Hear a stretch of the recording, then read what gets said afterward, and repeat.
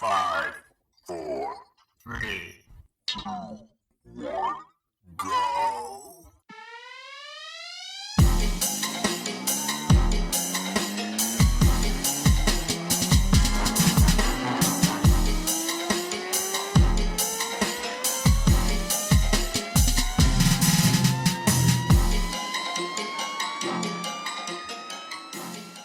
Welcome back to Fantasy Football Unfiltered. It is September 3rd, and you're with Trent Seibel and Joe Marshall. That is at TDRex43 and at PPRJesus. Don't forget that underscore, at PPR_Jesus. Dude, I've been fucking that up for you. Who are you talking to on Twitter, man? 2 years? I don't know, but he's been talking back. Week 1, buddy. Week 1 is here. Yeah, real football is happening. So before we start, I got to throw out that disclaimer that we have another unfiltered, not safe for work, but always awesome podcast for you guys. Is this like the fucking Surgeon General's warning? Like you're reading it like a pack of cigarettes? Listen, sometimes we are relatively clean, but sometimes this shit gets pretty lowbrow. Oh, yeah. There's so much traffic on the high road that I choose the low road pretty often. So let's go ahead and talk about Zeke Watch 2019. Hold on. I haven't gotten to express how large of a boner that I get for week 1 yet. I mean, this is like all of my holidays mixed into one, Trent. This is my Mardi Gras. This is my St. Patrick's Day. I mean, I'm just like schoolgirl giddy, just grinning from ear to ear. Erin, my wife, she just looks at me daily and can just see the stupid ass grin on my face just growing. I'm really pumped for this season. So Thursday, game 1, you're going to be super duper drunk? Party time, Mardi Gras style? No, not during the week. I'll save that for Sunday. So Sunday you're going to be blackout drunk? I mean, used to get that way. You said Christmas, Mardi Gras.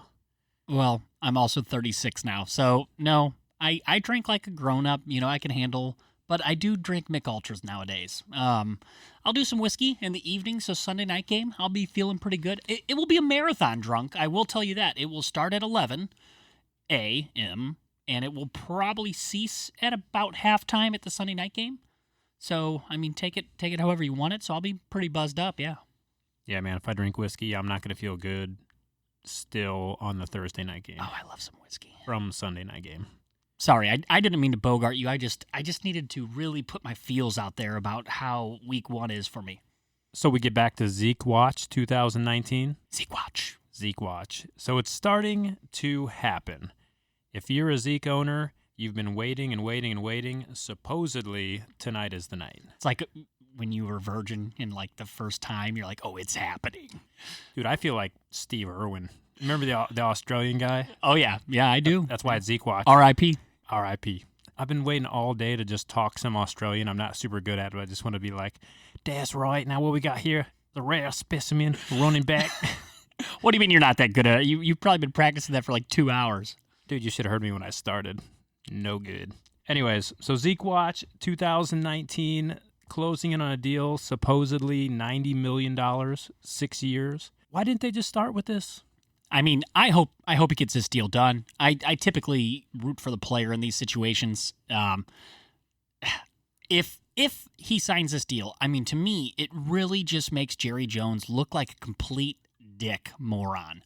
You know, for him to have this whole offseason muddied up by this, you know, Zeke away from the team, there's so much distraction. I mean, if he went ahead and signed this deal before a game is played, before he saw his team struggle, to me, it's so idiotic. I can barely find any words. So I will just use words like moron, idiot, asshole, things like this. So as a heavy Zeke owner, I'm really, really just hoping that Jerry Jones keeps his goddamn mouth shut for one more day so that he can get this deal done. I don't need Zeke turning around, going back to Cabo again, missing the first 3 to 6 weeks of the season because he's pissed off and his feelings are hurt. It's Tuesday night. We kick off in 2 days. The Cowboys, they don't play until Sunday. So, you know, there was like a soft deadline of Zeke joining the team Wednesday. He's back in the States from Cabo, allegedly. And here we are Tuesday evening, and it's been back and forth. I mean, it has literally been whiplash. Saturday, talks were looking good. I think Rappaport was saying that there was going to be a deal done by the weekend. Sunday, it looked like it took a downward turn. Monday came around. Zeke's agent was saying, hey, we're close. Things are looking good. Cowboys top brass was saying, no, we're far apart on everything. So, nobody knows what to think. So we've also got Melvin Watch 2019. Now, Melvin Watch is kind of like that movie Equilibrium that came out the same time as The Matrix. Like, it was good, but nobody really gave a shit about it. Right? Okay, yeah, I feel you. I get where you're going with that. Is that what's going on right now with Melvin? Yeah, it is. Absolutely. I mean, I would have thought of something better and more relevant, but yes. I'm a super nerd, and I love that movie Equilibrium. I also love Melvin Gordon because I have him in every league. I never liked the fucking Matrix, though. I never even liked that movie. They're remaking it. Another one. It's not a remake. It's part 4. It's the Matrix rebooted or something. Do you know who was supposed to originally be Neo? I do not. True. Will Smith. If he was the original Neo, would it still have been Lawrence Fishburne? I don't know about that, but he was supposed to be Neo. But do you know why he passed? I'm trying to think what year that was.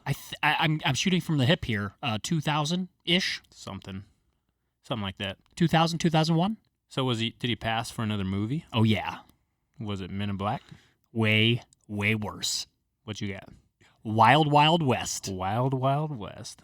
Man, he fucked that up. Yeah, he did, but he had a strong career after that, but he fucked that one up. All right, so Melvin Watch 2019. There's talk that he supposedly has another team that's interested in him. It's an unnamed team. The Chargers said they're looking for a first and a fifth. Does this happen? Or right now, as a Melvin Gordon owner, are you basically worried that he's not going to play a down of football this year?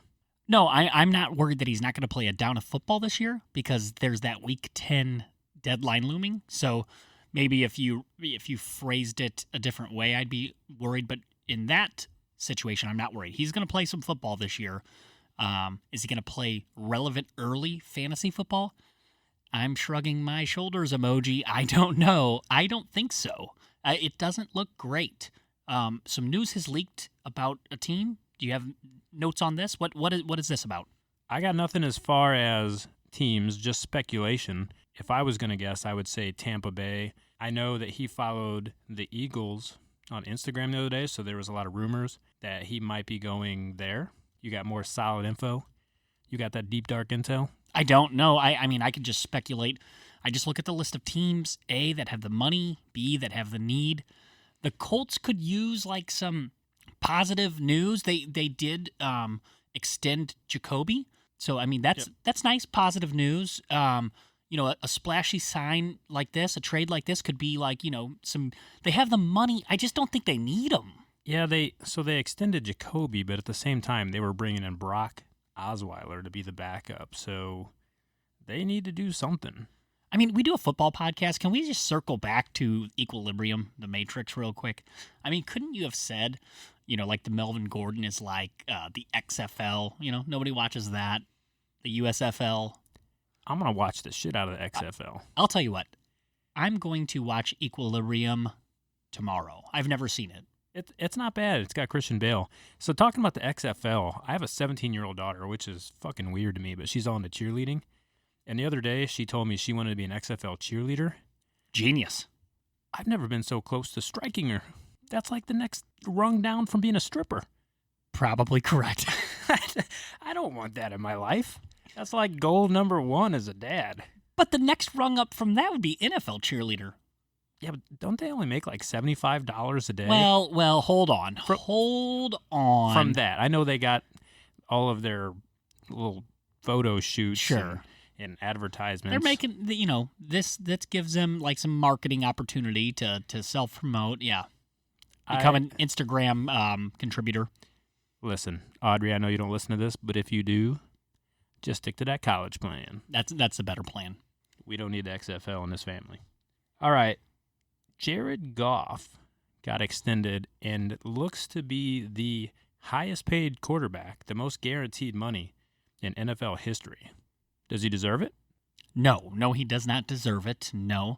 I know in the grand scheme of most positions besides running back, the next contract of a top-ish guy is bigger than the last. So in that sense, maybe he does, but talent-wise, compared to, what some of these other greats have gotten recently, and I can't say that he deserves it. No. So it's looking like 110 guaranteed over 4 years. Total amount $134 million. And there's some kind of writing in there, contractual stuff that says he can cash it out early if he needs to. See, it's pretty early. Again, we're at about 8 p.m.-ish Central Standard Time. This news is all kind of just rolling out. So a month ago, he was set to make $4.26 million this year. So he got quite the raise. Yeah, but that wasn't compared. Also, there was signing bonus money still that was going to be guaranteed. So salary, he was going to be at about 4.5-ish. But total compensation was going to be a lot more. So what do you think? Gurley comes out healthy this year, does what he did last year. They've got basically the same team. That team has to be a Super Bowl contender this year, correct? Yeah, they do. I look at the NFC, and I see a couple teams that look tough. Cowboys seem to be in a little bit of disarray. I think they're going to have a really good defense. Zeke comes back. That running game, of course, will be great. The NFC West, Seattle got tougher with the signing of Clowney, but I think they should be able to run away with it. So, yeah, you have to get to the playoffs, which I think they'll have a nice trek to do, and then B, have the experience and the talent to move on, and I think they check all those boxes, yeah. Let's move on from the news. We're going to go to the hot seat, and we're going to do it a little different. We're going to drop it like it's hot. Drop it like it's hot. So, generally, I throw out 4 questions, but since we don't have... And I answer them impeccably. 60-40, roughly. So I'm going to hit Joe with 2 hot seat questions, and he's going to hit me with 2 hot seat questions. I'm not used to this hot seat business, so we'll see how it goes. Joe's not used to asking good questions, so this could be like one of those, when you take shitty tests with shitty questions. So if I do bad, I'm blaming it on that. Do you know what terrible test takers say? That the questions were shitty. That's true. All right, PPR redraft for both of my questions. First one I got for you. Who do you like this year for the full year PPR redraft? David Montgomery, Josh Jacobs, or Derrick Henry? Josh Jacobs. I think there's less opportunity to have touches hawked, and I could stop right there. I think with Henry, Deion Lewis is going to be change of pace, third down back. I think Derrick Henry's always hurt. I think he's going into the season hurt. And same thing with David Montgomery. I think Mike Davis actually gets some early down work. And then Tariq Cohen, to me, if they don't get him, 60 to 70 receptions at least, I think Chicago's doing it wrong. So easy Josh Jacobs for me. Late round wide receivers, Will Fuller, DJ Moore, D.D. Westbrook, James Washington. This is a good one. In drafters, you're going to have to get your own rankings out there. I'll tell you what, I really like that James Washington. Pittsburgh always finds a way to get that next receiver up. I don't believe in my heart of hearts that it is Dante Moncrief, but I'm going to go D.D. I think this is a year that he actually steps up. If you go back and look at his production at Oklahoma, he was actually a Heisman candidate. I think you start to see that type of play out of him. All right, so let's flip this around. What you got for me? Oh, I'm up. Oh, I forgot about this. Okay, so... Shitty test incoming. Yeah, I know. Same thing. PPR redraft. I'm saying this is 2 questions, but it's basically like a three-part question for each question. Ooh. Okay, do you understand the rules? Nope. Okay, so we're going to go right now. It's Tuesday night, 8 p.m. Central. No contract in place with Zeke. Okay. It's starting to, it's like you're getting out of the pool and your shorts come down. You're getting that type of nervous, right? You have to be. Yeah, you're a little nervous. I'm feeling a little bit better right now than I did this morning, for sure. You probably at this point have deflected some offers a few weeks ago. People were trying to sneak in, slither the way in, and get Zeke on the cheap. Sneaky bitches. This is everybody. That nationwide, we've probably had that happening. So tonight, would you rather have redraft Zeke, James Conner? James Conner. Would you rather have Zeke, Le'Veon Bell? Probably going to go Le'Veon. Would you rather have Zeke, Todd Gurley? Oh, man, that's like the line for me. Probably gonna go with Zeke. Okay. I would go the counterparts on each of those probably. If I were going to pick Zeke over one, for me it's James Conner. Second question, same format. We've had some negative news spin on Damian Williams because of the signing of McCoy. Yep. Damian's a guy who, depending on your format, probably anywhere from the very late second to the fourth, I would assume. He's dropping quickly. I got Damian Williams in a redraft PPR 12-team league in the 9th round. Yeah, I saw him go the other day. I saw him go behind Tevin Coleman. So I'm going to say, again, PPR, you're going to go Damian Williams or Sony Michel. Sony Michel. Okay. That one's easy. Wow. Okay, easy. Sony's going to split some time, too. Okay, well, I got you. They're close. Damian Williams or Tariq Cohen. Probably going to go Tariq on this one, too. Wowzers. Okay. But I really like Tariq. Yeah, He scores easy points. I do, too. Damian Williams or Chris Carson. Damian. Okay, so Carson's your line. I don't like Chris Carson. I probably would take Damian over the other two, and I would consider Carson over Damian at this point. So you're just opposite of me in everything. Yeah, I am. Yeah. Weird. I had 4 league championships last year, so yeah, I am different. You're kind of a big deal. Now, so with Damian, he's a guy that definitely has a lot of potential to be one of the highest scoring guys in the league. Do I think that McCoy is going to come in and just unseat him for the season? I do not. But I do think that McCoy is going to jumble things up and nobody has any idea what's going on right now. So these other guys, you know where they are, you know where they stand, you know what you're going to get out of them. If I have a good running back situation, if I have Nick Chubb or James Conner, any of those guys, and I'm taking Damian as my number 2, I'm okay with that. But if he's going to be my running back 1, I just can't risk it. No, I hear you on that. I can agree on that. And I'll say this. Recency bias will say that Andy Reid, runs with the bell cow. I think a lot of fantasy players think of Shady McCoy, think of a lot of, recency in Kansas City with Kareem Hunt and having these like bell cow type of running backs, 300 touches. Early Andy Reid, though, when he had a lot of success with Philly, they went to 4 NFC championship games. They went to the Super Bowl, lost to New England. He ran a committee, year after year. Deuce Staley, Carell Buckholter, a young Brian Westbrook before he really started to show his star. Darren Sproles, a little bit late in his career. So he's done this before and had success. So, it seems like he's pretty good at adapting to his personnel. It's starting to look a lot more like that.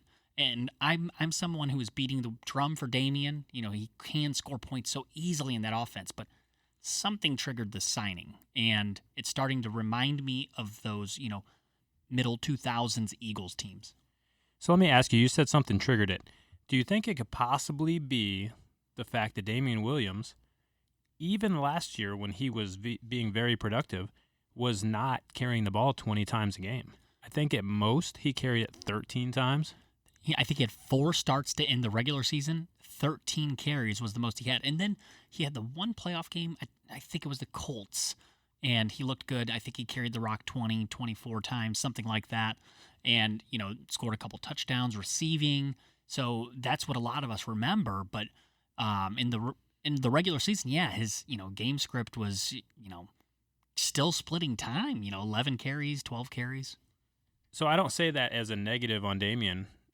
I say that as, okay, McCoy's there. Let's say McCoy's a starter, and you have Damian Williams. Do you have to be super afraid of him? I mean, he's still going to get carries, and he showed that he doesn't need a lot of them to score a lot of points. That's very true. I mean, that's a great counter side to any type of argument trying to diminish his value. I think he could still score. I'm not too afraid of McCoy.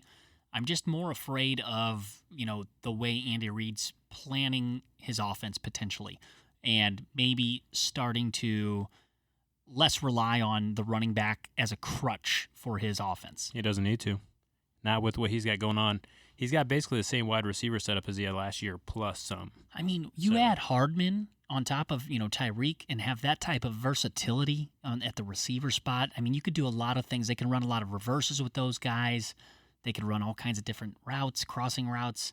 So, it almost makes me kind of like Mahomes even more, if that's possible. They got a quarterback that doesn't even have to look at you to throw you the ball.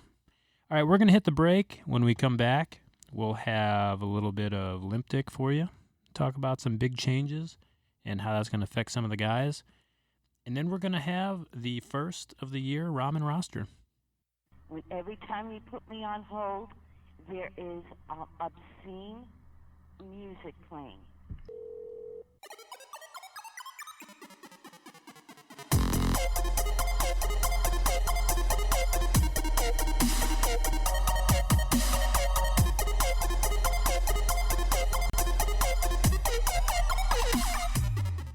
All right, welcome back. We've got a funny tweet that just came in from Dirk Nowitzki. Is that how you say it? Nowitzki. Nowitzki? No, I'm not a basketball guy. So Dirk just came back from China, and he landed in Dallas. Apparently just let me read the tweet to you. So he gets there, there's cameras everywhere. Came home from China to all these cameras at the airport. I thought to myself, man, still got it. Turns out they're all there for Zeke. That is hilarious. So Zeke did come home. Apparently he's there. Makes me feel a little bit better. It seems like they're really close. Yeah. We got to get something going on. I'm glad you say you're feeling better because you look off. What is going on with your forehead? Is it like Ash Wednesday coming up? What the hell is on your face? It's like a shaving wound. Like I cut myself shaving. I mean, it's like 2 inches above your eyebrows and you're bald. What were you shaving? All right, so real talk.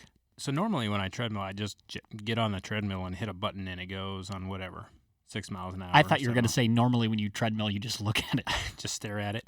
That's what most of them do, right? People buy treadmills and they collect dust. Well, the treadmills now, they got all these things you can, basically, it's like you run through different areas. You run through San Francisco if you want.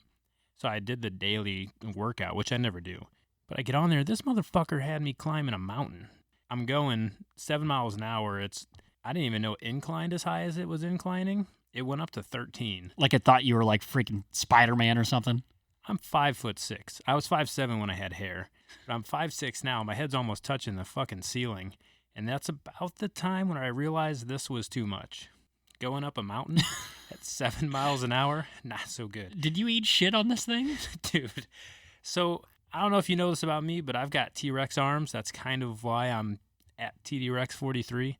I tried to hit the stop button, and I don't ever wear the safety clip, and I couldn't reach the stop button, and I fucking ate shit so bad. Dude, I went down to hit my knees, and as soon as I hit my knees, I like threw them bitches backwards, and my forehead was the first thing to hit the belt. Well, you truly have a face for radio now, bud. Yeah, I actually didn't get that hurt. I have a feeling tomorrow I'm going to be that like... hurt. Yeah. That's like the way I describe Todd Gurley. Like, he's not that hurt. It's not that bad. I think I have a feeling tomorrow when I get out of bed, it's going to be one of those things where I feel like I got hit by a fucking train. So let's get into the Limp Dick. I usually do Limp Dick first. I'm going to let you throw the Limp Dick out first this time. Well, thanks. I will reciprocate the Limp Dick here. All right, so who you got for Limp Dick of the week? Okay, so I'm off of Chris Ballard, Colts GM. He's like you should be on him again. He's always Limp Dick of the week, but I mean, he basically ruined luck, right? In a way, I think so, yes.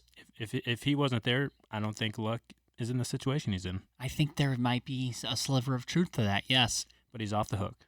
I'm going to go with Melvin Gordon's agent. So everywhere Fletcher Smith. So he has a name. I believe it's still Fletcher Smith or Fletcher Smith Partners. I always see just Melvin Gordon's agent. It always says Melvin Gordon's agent. Yeah, it's not like Drew Rosenhaus, like, he's branded. But whatever he is telling Melvin Gordon has been wrong, and this has gotten out of control. The offer, some more details of this offer have come in for Gordon that it was about a month ago. And we just heard that it was $10 million per with some incentives that could have bumped it to close to $13 per. Apparently it was 4 years, $40 million with $20 million guaranteed. So that's not so bad, especially not so bad. So what does he want?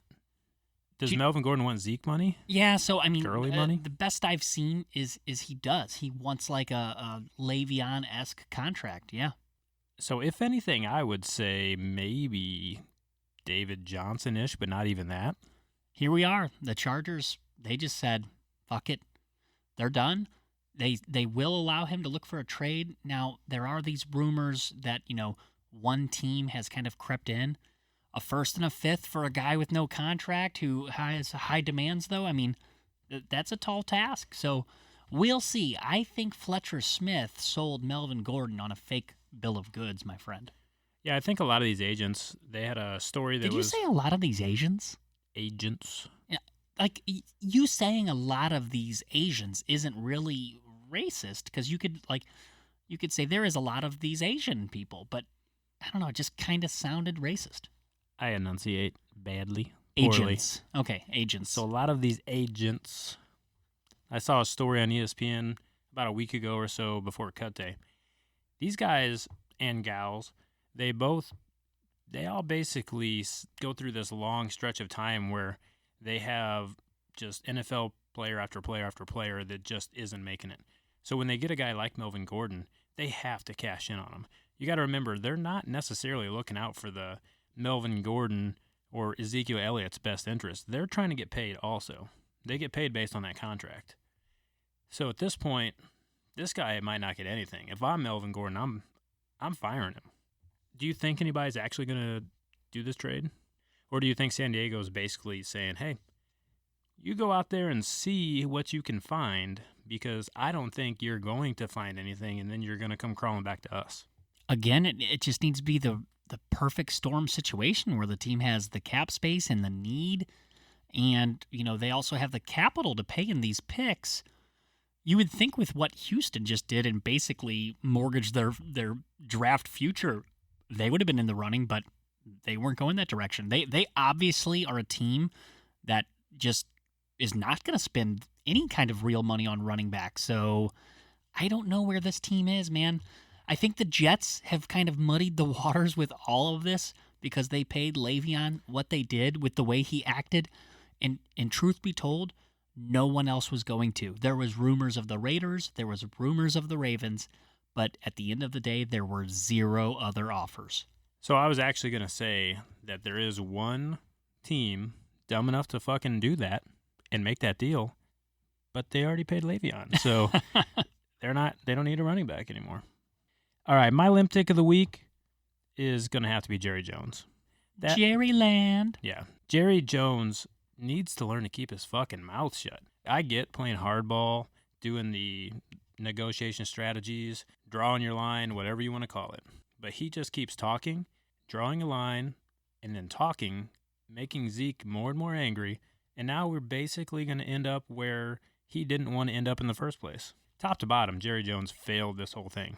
I agree, especially, as I alluded to earlier, if we still have your attention here, is if he signs, if Zeke signs between now and next Tuesday when we record, Jones will be my limp dick of the week next week. Here's a precursor. It'll be Jerry Jones for me next week if Zeke alert. signs. If they make him the highest paid running back in football, I mean, Jones has to be the habitual limp dick. I'm not saying he's undeserving, him being Zeke, but how did we get here with this? Especially when earlier in the year, staff from Dallas was basically saying, we're going to pay him. We're going to start at the Gurley contract. Other people knew they were going to get there. I guess Jerry Jones didn't know they were going to get there. Now, what if Zeke comes in this week? He's not in the proper shape. He's been in Cabo working out. But what if he's not in the right kind of shape because he hasn't been working out with the team? Ooh, please say a fictitious scenario where he tweaks something or gets hurt early. Is that where you're going? No, I'm just saying he's not in the best shape and maybe he's a little rusty. He's missing on plays that he didn't have. Because there's something to be said. I know he's been in the offense. He understands it. Lots of reps. Oh, with the dude, team. There's a reality to what you're saying. Of course. Yeah, game shape. He still needs to get those reps. Yeah, game shape and workout shape in any competitive sport. I mean, they're different beasts. Now, let me get real close to the mic here and talk real slow. This is what I want to see. Today, August 3rd. What you got? Season starts officially in 2 days. I would love, between now and Sunday, for Dak Prescott to say, I'm not going to play a down of meaningful football without a new contract. Jared Goff just signed $33 million per. Monster contract. Carson Wentz just signed. These guys all came in the league about the same time. Yeah. A lot of the success markers very, very similar. I would love that. Oh my gosh, this is like a football wet dream of mine. This would be hilarious because where Zeke might not have the leverage being at the running back position, Dak would have all of the leverage. Oh my gosh, it would just be freaking the best thing I've ever seen in sports. So the only problem, though, is that Dak isn't that guy. Dak, he's really the guy that would be like the quarterback. Behavioral poster child. Yeah, on America's team. He's the guy you want quarterback in America's team. Not that he's super good. I mean, it would fuck Zeke, though. I mean, because you're taking the quarterback over Zeke. I know per position, Zeke is much more valuable per position. But, I mean, you are taking the quarterback over the running back. You just are in today's game. I mean, this would just throw the best wrench. I mean, it would turn this into a fucking Kardashian marathon nightmare. It would also be a complete just sideswipe on Jerry Jones. Because if that happened, that would be something he for sure didn't see coming, right? No, I mean, I wouldn't assume so, but oh my gosh, it would be great. Dak's that guy that you remember we talked about a couple years ago when he basically everybody was at like the Jay-Z concert. Yeah, or who was it? like Like Lil Wayne. There was a big concert. Something, and he was invited to actually come hang out backstage. God, with we're all so them old. And party. Why don't we know who it was? I don't know. Fetty Wap. What the fuck's a Fetty Wap? I have no idea. I don't know that shit.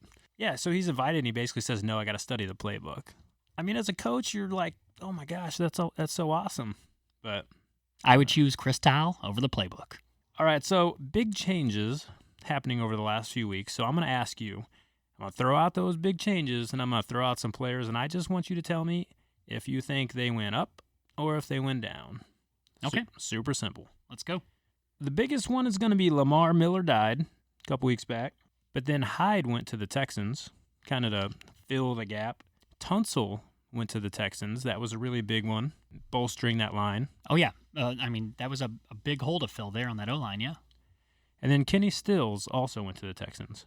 Very serviceable receiver who will be like the number 3/4 in that offense. I mean, really good player.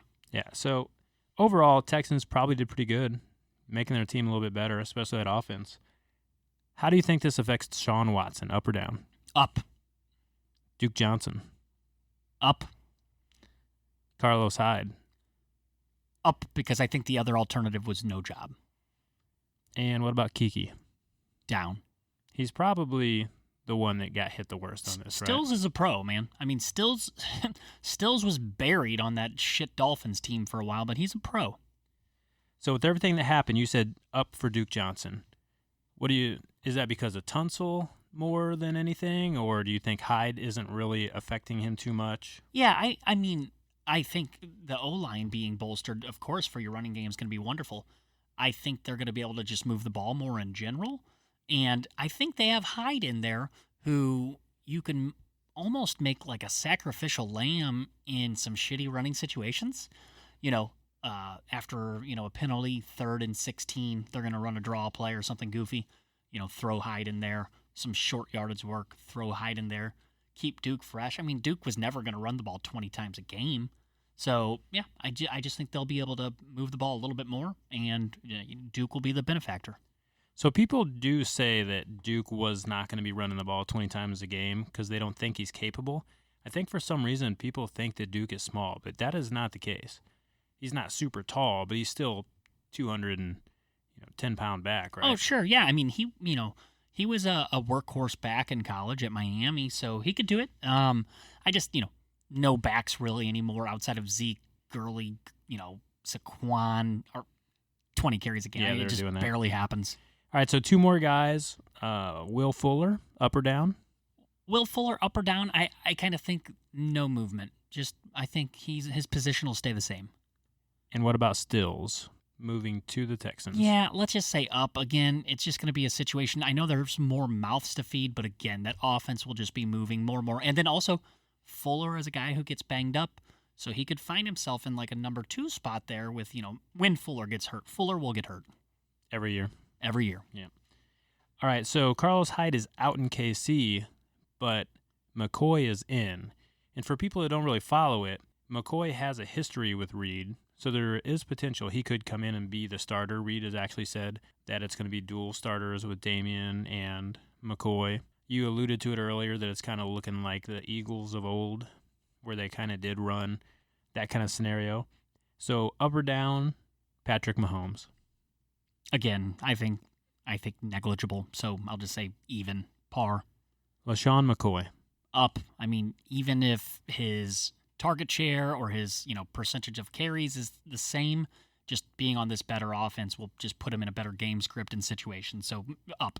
Damian Williams.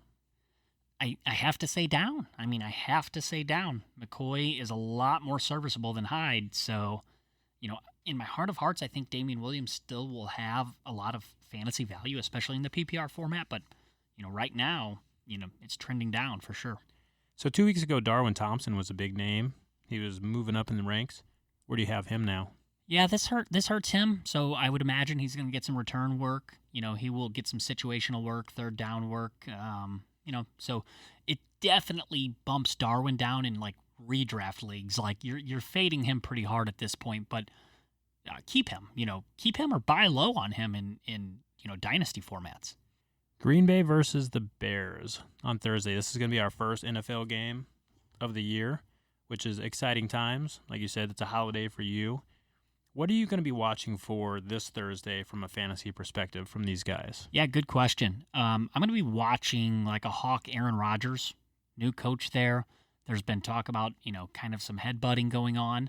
I'm curious to see how that works out. I want to see, Trubisky in year 3, who he is. Is he a star? Is he Jared Goff? Is he Carson Wentz? I mean, he came into the league really green, only starting like something like 13 games in college tops. That might even be more than he started. So I'm excited to see, both of those quarterbacks.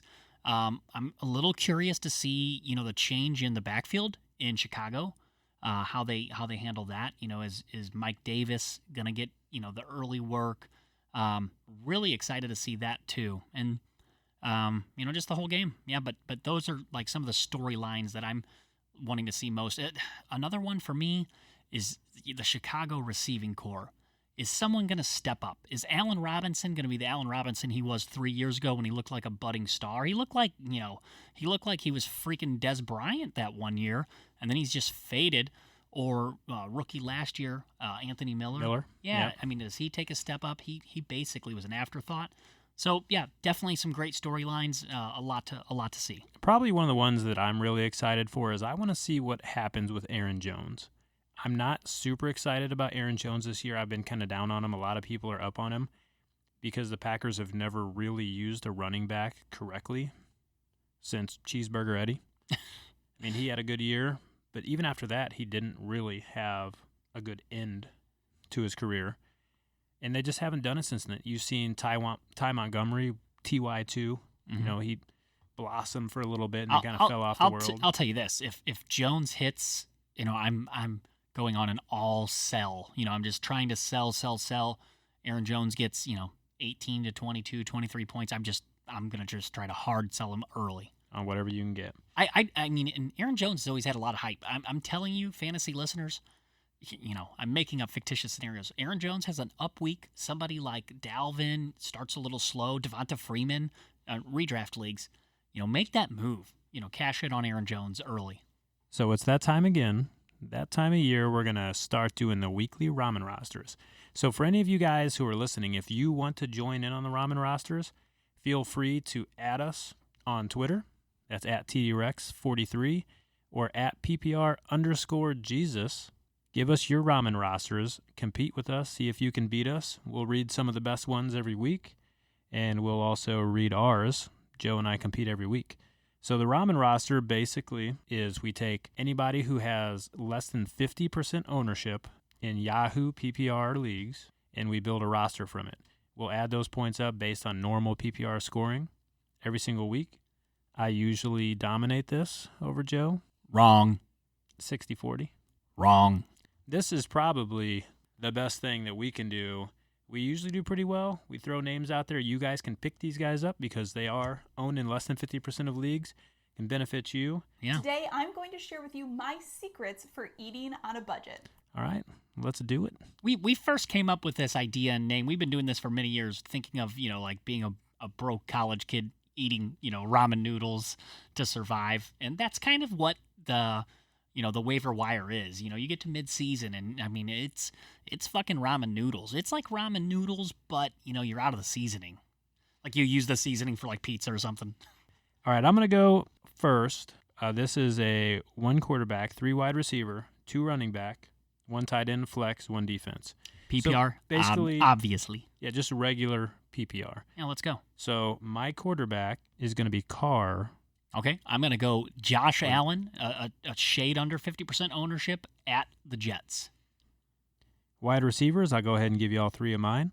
I've got Crowder versus Buffalo, James Washington versus New England, and Mecole Hardman versus New Orleans. I like Hardman. That's a sneaky one. My 3 receivers here, I'm going to go Johnny Brown, pairing Josh Allen and John Brown at the Jets. Also, we have a common player here, James Washington at the Patriots. Patriots do a great job at focusing on that number 1 weapon. So I think they're going to have a big plan on Juju. So James Washington up the seam, baby. And I'm going to go with Albert Wilson against Baltimore. I think he's going to be playing the slot. I think you're going to see a lot of good come from Albert Wilson. Very good bargain player there. At the bottom of your roster, he's a nice add, under 50% ownership. So a lot of people went 0 running back strategy this year. So you're going to see a lot of streaming on the running backs. If you just have a guy that you're not really sure about, if you had Damian Williams, you don't know if you want to play him, stuff like that. There's actually some really good ones out there. So my running backs, I've got Ballage, who was named the starter versus Baltimore, and Jalen Samuels versus New England again. I love Swiss Army knife Jalen Samuels. Running back, I'm going to go PPR God, Dion Lewis. Again, I think Henry's banged up. Dion Lewis at Cleveland, love this pick. I'm going to go Justin Jackson. I think he has an opportunity, 15-plus touches at home against Indy. I think Indy's going to have a pretty negative game script offensively, which will allow the Chargers to try to get this running game together. So I'm going Dion Lewis, Justin Jackson. At tight end, I've got Jimmy Graham versus Chicago. Okay, you're getting some Thursday action in there. Getting that early game. I'll tell you who I'm going with, and I'm really excited. Who'd you got? Jason Witten. From the booth, back to the field. The fuck? Listen, he's at home. Yeah. It's a division game against the Giants. Yep. And if Zeke's not there, he's going to have to score some touchdowns. I'm just, they're going to want something to get that crowd into it. If Witten comes in, scores a little 6-yard, out route touchdown, that place will explode. They love Jason Witten. And that's what these older tight ends do, these big guys. They don't have to be fast. They're not cutting on the field. Yeah. They're not body a guy up and, post up and get the rebound. They take 6 steps forward and turn around, put their arms up. Catch that fucking football. All right, who you got in flex? Do you know what? You had him at running back. I'm going Jalen Samuels. I think that there could be a lot of points scored there in that game, Pittsburgh, New England. So my flex, you had him in running back. Sexy flexy. I've got Justin Jackson. Okay, well, son of a bitch. So there you go. Generally, if we both pick the same guys, then it's like a sure thing, right? Lock it in. Lock it in. All right, so who do you got for defense? Do you know what?